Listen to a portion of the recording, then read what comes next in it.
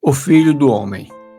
Desde os primeiros séculos, a pergunta quem é Jesus nunca foi tão simples. Na maior parte do cristianismo, dentro do dogma da Trindade, Jesus é visto como Deus Filho, tão elevado que, muitas vezes, sua vida humana parece ser apenas uma aparência. Com isso, algo essencial acaba sendo enfraquecido: sua humanidade real. Em outras religiões, como o islamismo, Jesus é visto apenas como um homem extraordinário, um grande profeta e um exemplo moral, mas sem uma origem celestial. Nesse caso, sua humanidade é preservada, porém à custa de sua origem e missão redentora.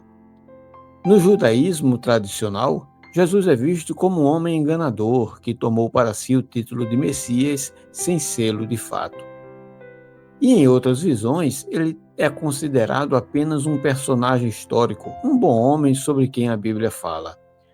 Mas quando mergulhamos em conhecer o Jesus homem, passamos a compreender melhor sua origem, sua missão, sua humanidade e sua glorificação. Nos evangelhos, ele mesmo se identifica repetidamente como o Filho do Homem. Esse título não nasce em concílios nem em disputas filosóficas.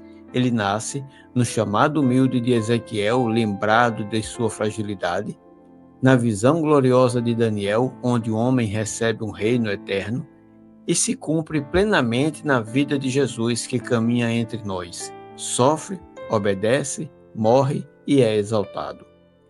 Ao se chamar Filho do Homem, Jesus não foge da pergunta sobre sua identidade. Ele a aprofunda. Ele afirma que aquele que veio do céu assumiu plenamente a condição humana e que essa escolha não foi passageira, mas definitiva.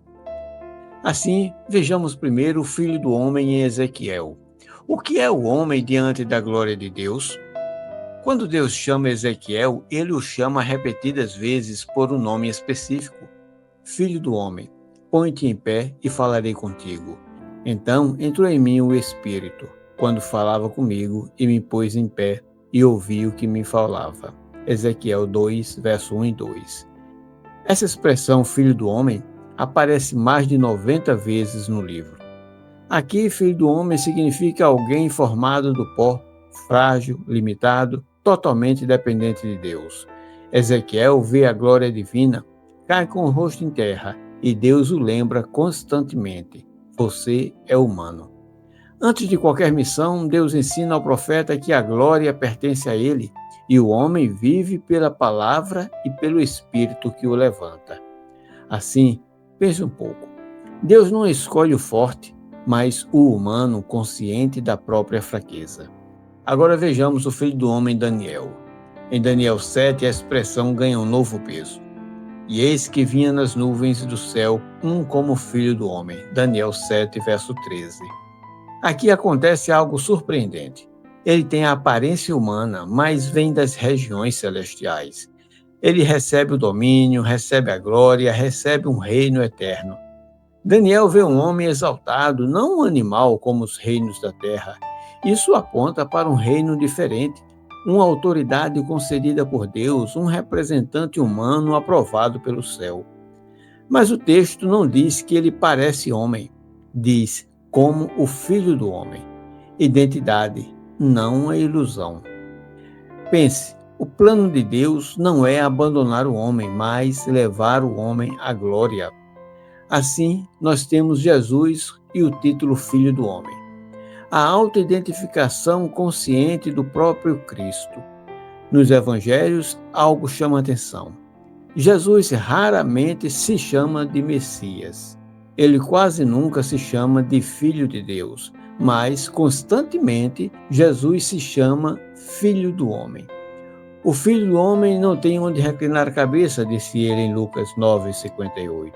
O Filho do Homem veio buscar e salvar o que se havia perdido, 19, verso 10. Verão o Filho do Homem assentado à direita do poder, Marcos 14:62. Perceba que Jesus une Ezequiel e Daniel em si mesmo. Ele é o homem frágil que sofre, a exemplo de Ezequiel, e o homem glorificado que reina na visão de Daniel. Não é apenas um título messiânico, é uma declaração de identidade. E assim, nós temos de uma condição celestial a uma condição humana. A escolha é irreversível. O Novo Testamento afirma algo profundo. O Verbo se fez carne. Isso não descreve a aparência, descreve a transformação real de condição. Ele conhecia o homem desde o céu, mas aprendeu o que é ser humano ao caminhar na terra.